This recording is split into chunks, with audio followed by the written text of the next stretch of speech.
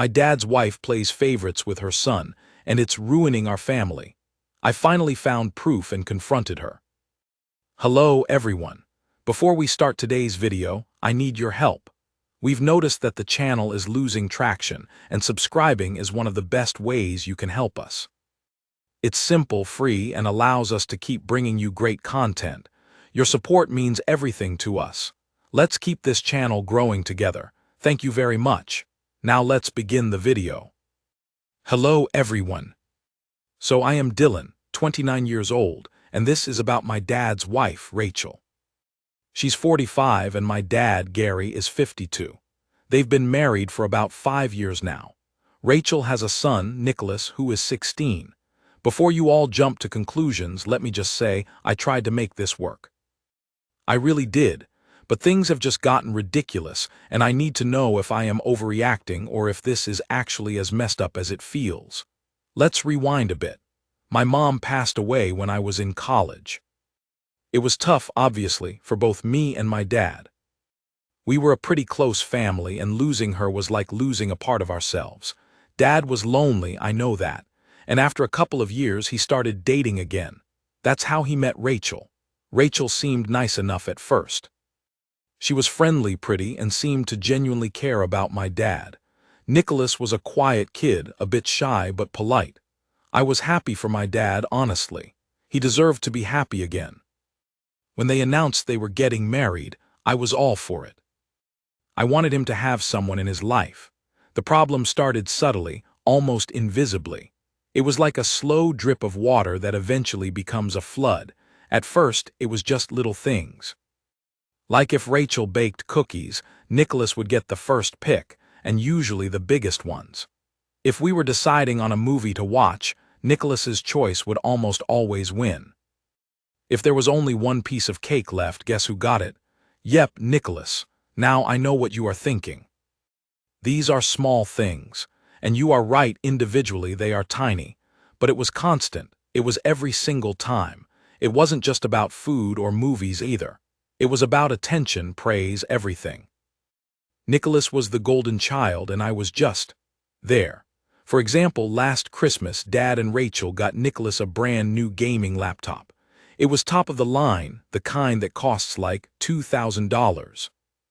For me, they got a gift card to a bookstore for $50. Now don't get me wrong, I appreciate a gift card, but the disparity was just glaring. It felt like a slap in the face. I tried to brush it off, told myself I was being petty, but it kept happening. Then there was the car situation. Nicholas just turned 16 last year in 2023. Guess what he got? A brand new car, a really nice one too, a sporty little number that I know cost a pretty penny. I remember when I turned 16, my dad and mom got me a used bicycle. A bicycle. And it wasn't even new. I worked my butt off all summer to save up to buy a used car when I was 18. When I gently brought up the car thing to my dad, he just shrugged and said, "Oh, well, Nicholas needed something reliable for school and activities." Reliable? My bicycle was reliable. It got me everywhere I needed to go. And it's not like we were struggling financially when I was 16. Dad had a good job then, just like he does now. It just felt like different rules for different kids. It wasn't just material things either. It was also about how Rachel talked to Nicholas versus how she talked to me. With Nicholas, it was always "Sweetie, honey, my love, you are so smart, you are so talented." With me it was just Dylan. Sometimes it felt like she forgot my name and just called me "Hey you." Seriously. And the praise, oh my goodness, the praise. If Nicholas got a B on a test, it was cause for celebration. He is so smart, he is trying so hard, he is going to do great things. If I mentioned something I was proud of at work, it was met with a polite nod, and then she would change the subject back to Nicholas and his amazingness. It was like I was living in some weird alternate reality where I was invisible, or at best, a background character in the Nicholas show. And the worst part, my dad seemed completely oblivious to it all, or maybe he was choosing to ignore it. I don't know which is worse. I tried talking to him about it a few times. Gently, you know. Like, "Hey Dad, do you notice how Rachel seems to favor Nicholas a bit? His response was always the same. "Dylan, you are being too sensitive. Rachel loves you both. She is just trying to be a good mom to Nicholas. He needs her more right now. He is younger. I was once 16 too. And I needed parents too. It felt like my feelings, my experiences, my whole existence were being minimized and dismissed. It was incredibly frustrating and hurtful. I started dreading family dinners. I started making excuses to not visit. I felt like I was constantly walking on eggshells in my own father's house. One time, last summer, we were all at my dad's house for a barbecue. Nicholas was showing off his new skateboard, a fancy electric one that probably cost more than my first car. He was zooming around the backyard, doing tricks, and Rachel was just beaming at him, clapping and cheering. I was sitting on the patio, trying to read a book, feeling completely ignored. Suddenly, Nicholas lost control of his skateboard and crashed right into the patio table, sending drinks and food flying everywhere. It was a mess. Rachel rushed over to him, fussing and asking if he was okay. Of course, he was fine, just a little shaken up. My dad started yelling at Nicholas for being careless, which I thought was fair enough. But then Rachel turned on my dad, saying, "Gary, don't yell at him. It was an accident. He could have gotten hurt." She was all protective and defensive of Nicholas. Meanwhile, I was sitting there, covered in spilled soda and potato salad, and no one even asked if I was okay. Seriously, not a single person. I got up, went inside to clean myself up, and just left. I couldn't take it anymore. That was when I started to realize that this wasn't just me being sensitive. This was a pattern. This was deliberate. Rachel was actively favoring her son, and everyone else was just supposed to accept it. But I couldn't. It was eating away at me. It was damaging my relationship with my dad, and it was making me feel like I didn't belong in my own family. So, I decided to do a little digging. I know maybe it wasn't the most mature thing to do, but I was desperate. I needed to understand why Rachel was like this. Was it just me? Was I imagining things, or was there something more to it? I started paying closer attention to things. I noticed that Nicholas always had the newest gadgets, the latest clothes, the most expensive sports equipment. He went on fancy trips with Rachel, just the two of them. He had all sorts of extracurricular activities that cost a fortune, and my dad just seemed to write it all off as normal teenage expenses. But something felt off. It was more than just normal teenage expenses. It was excessive. It was like they were trying to buy Nicholas's love or something. And then it hit me. Maybe it wasn't just about favoritism. Maybe it was about money. My dad is pretty well off. He has been successful in his career, and he has always been good with money. My mom was too. Together, they built a comfortable life for us. I knew that my dad had a decent amount saved up, and he owned the house outright. What if Rachel was after his money? What if she was using Nicholas to get to him? It sounded crazy, even to me. But the more I thought about it, the more it made sense. Rachel hadn't worked since they got married. She used to be a teacher, but she quit her job, saying she wanted to focus on being a wife and stepmother. Which sounded nice in theory, but in practice, it meant she was completely financially dependent on my dad. And Nicholas, he was her ticket to the good life. If she could keep Nicholas happy and make my dad believe that Nicholas needed all these expensive things, then she could essentially control the purse strings. It was a cynical thought, I know, but I couldn't shake it. So I decided to do some more digging. I knew it was a long shot, but I wanted to see if I could find any evidence to support my suspicions. I knew my dad kept all his financial documents on his computer, password protected of course. But I also knew he wasn't the most tech-savvy person in the world. And Rachel, she was even less so. One Sunday, I went over to my dad's house for lunch. He was out golfing with his friends, and Rachel and Nicholas were home. Rachel was in the kitchen, cooking, and Nicholas was in his room, probably gaming. I casually wandered into my dad's home office, saying I needed to borrow a book. The computer was on, which was unusual. My dad always turned it off when he wasn't using it, and even more surprisingly, it wasn't password protected. The screen was just sitting there, showing his desktop. It was like the universe was giving me a sign. I hesitated for a moment.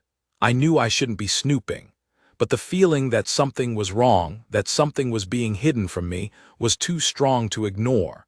I quickly glanced around to make sure no one was coming, and then I started clicking around. I went into his documents folder, hoping to find anything that would shed light on the situation. There were tons of files, mostly work-related stuff. I started searching for keywords like expenses, bills, bank statements. It was like looking for a needle in a haystack.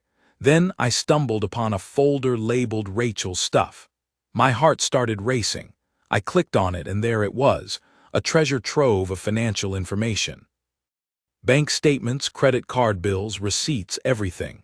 I quickly started scrolling through them, my eyes scanning for anything unusual. And then I saw it. A credit card statement for a card I didn't recognize. It was in Rachel's name, but the address was my dad's house. I opened the statement and my jaw dropped. The spending was insane. Thousands of dollars every month. On clothes, jewelry, spa treatments, fancy restaurants, weekend getaways. And most of it was charged in places that Nicholas would never go. It wasn't Nicholas's expenses that were breaking the bank. It was Rachel's. She was using my dad's money to fund her lavish lifestyle, and she was using Nicholas as a smokescreen to hide it. The gaming laptop, the new car, the expensive activities. Those were just a small part of the picture. The real money was going to Rachel. I felt a mixture of anger, betrayal, and disgust wash over me. I couldn't believe it. My dad was being played and he had no idea. Or maybe he did know and he just didn't care. That thought hurt even more. I quickly copied some of the bank statements and credit card bills onto a flash drive. I didn't want to take everything, just enough to prove my point. Then I deleted my browsing history and closed the computer, just as Rachel called out, "Dylan, lunch is ready." I went to the kitchen, trying to act normal, my mind racing. Rachel was smiling, serving up plates of food, completely oblivious to what I had just discovered. Nicholas was there too, glued to his phone as usual. My dad was still out golfing, enjoying his Sunday afternoon, completely unaware of the bomb that was about to drop. I ate lunch in silence, barely touching my food. I knew I couldn't keep this to myself. I had to tell my dad. But how? How do you tell your father that his wife is a gold digger who is secretly bleeding him dry? And how do you do it without sounding like a jealous, resentful stepchild? That evening after I got home, I called my dad. I said, "Dad, can we talk? Just you and me?" He sounded surprised, but he agreed. We arranged to meet for coffee the next day. I spent the rest of the night tossing and turning, rehearsing what I was going to say, how I was going to show him the evidence without completely destroying his world. The next morning, I met my dad at a coffee shop. He seemed relaxed, happy to see me. He had no idea what was coming. We ordered our coffees and then I took a deep breath and started. "Dad, there is something I need to talk to you about.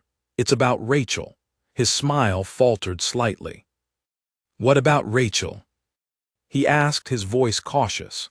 "Dad," I said, "I think Rachel is taking advantage of you. Financially." He laughed, a short, dismissive laugh. "Dylan, what are you talking about? Rachel is not like that. She is a good woman. She loves me." "Dad, please just hear me out," I pleaded. "I have proof." I pulled out the flash drive and handed it to him. I said, "I went on your computer yesterday. I know I shouldn't have, but I was worried. I found some financial statement in a folder labeled Rachel's stuff. I copied them onto this drive. Please just look at them." He looked at the flash drive in my hand, his expression unreadable. He took it from me, plugged it into his laptop, and started looking at the files. I watched his face as he scrolled through the bank statements and credit card bills. His relaxed demeanor slowly morphed into confusion, then disbelief, then anger. He looked up at me, his eyes wide. "Dylan, what is this?" he asked, his voice trembling. I explained everything. I told him about the credit card in Rachel's name, the thousands of dollars in monthly expenses, the lavish spending that had nothing to do with Nicholas. I told him about my suspicions that she was using Nicholas to distract him from her own financial manipulations. He listened in silence, his face getting paler and paler. When I finished, he just stared at the laptop screen, shaking his head. "I don't understand," he said, his voice barely a whisper. "I don't understand." "Dad," I said gently, "I think Rachel is using you for your money. I think she has been playing you from the beginning." He finally looked at me, his eyes filled with pain and confusion. But she seemed so genuine," he stammered. "She said she loved me." "Dad, I know you want to believe that," I said, "but look at the evidence. Look at how she spends your money. Look at how she treats Nicholas compared to me. It's not about love, Dad, it's about money." He was silent for a long time, just staring into his coffee cup. Then he said, "I need to talk to Rachel." I nodded. "Yes, Dad, you do, but be careful," I warned him. "She is not going to admit it easily. She is going to deny everything." He nodded slowly. "I know," he said, "but I need to hear it from her." He went home that afternoon and confronted Rachel. I don't know exactly what happened, but my dad called me later that night, his voice sounding exhausted and defeated. He said, "Dylan, you were right. Everything you said was true." Rachel admitted it. She admitted to using the credit card, to hiding her spending, to favoring Nicholas. She said she deserved it because she gave up her career to be with me. She said I owed it to her. I was shocked but not surprised. I had known it all along deep down. But hearing my dad say it, hearing the pain in his voice, was still heartbreaking.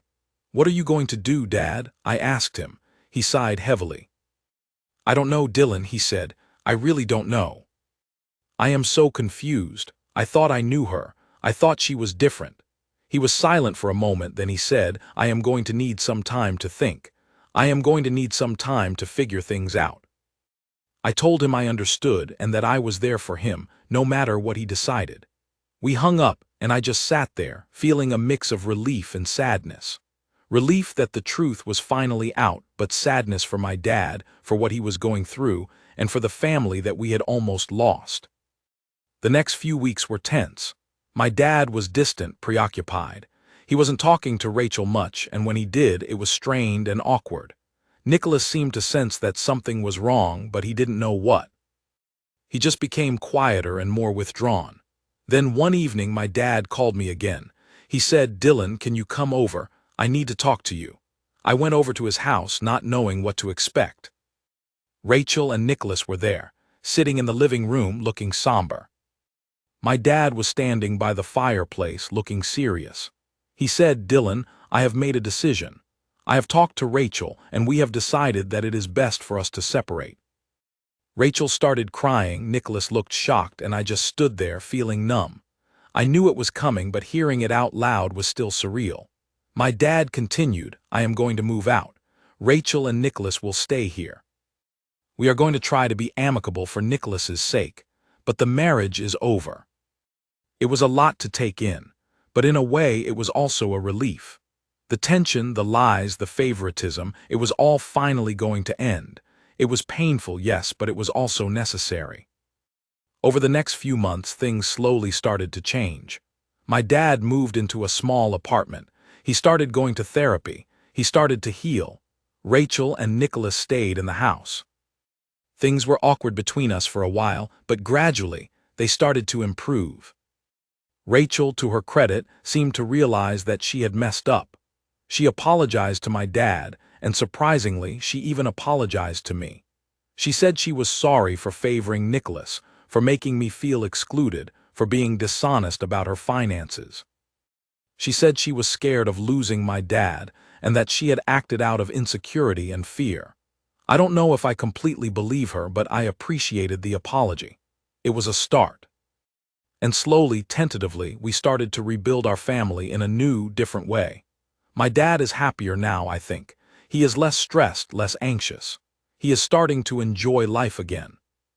Nicholas and I are actually getting along better now too. Without Rachel's constant interference and favoritism, we can actually have a normal relationship. He is still a teenager, still a bit self-absorbed, but he is also a decent kid underneath it all. We even hang out sometimes, just the two of us. It's still a work in progress, but it's getting there. As for Rachel, she is still in the picture, but in a much smaller role. She and my dad are co-parenting Nicholas, and they are trying to be civil for his sake. She is working on getting her life back on track, finding a job, becoming more independent. I think she is learning a hard lesson about honesty and relationships. Looking back on everything, I realized that this whole experience, while painful, was also necessary. It forced us to confront some uncomfortable truths about our family, about our relationships, and about ourselves. It was a wake-up call for everyone involved. I learned that sometimes you have to stand up for yourself, even if it means confronting family members and causing drama. I learned that honesty is always the best policy, even when it's difficult. And I learned that family is not always perfect, but it is worth fighting for, even when it's messy and complicated. So Reddit, that's my story. It was a long and difficult journey, but we are finally coming out on the other side, stronger and wiser. And to answer my own question from the beginning, no, I was not overreacting. Sometimes your gut feeling is right and you have to trust it, even when it's telling you something you don't want to hear. Thanks for listening. Should I just let it go and pretend everything is fine? Just kidding. I think I did the right thing, even though it was hard. What do you all think? Thank you for watching. If you haven't subscribed yet, please do so and hit the notification bell to stay updated on more shocking real-life stories happening around you.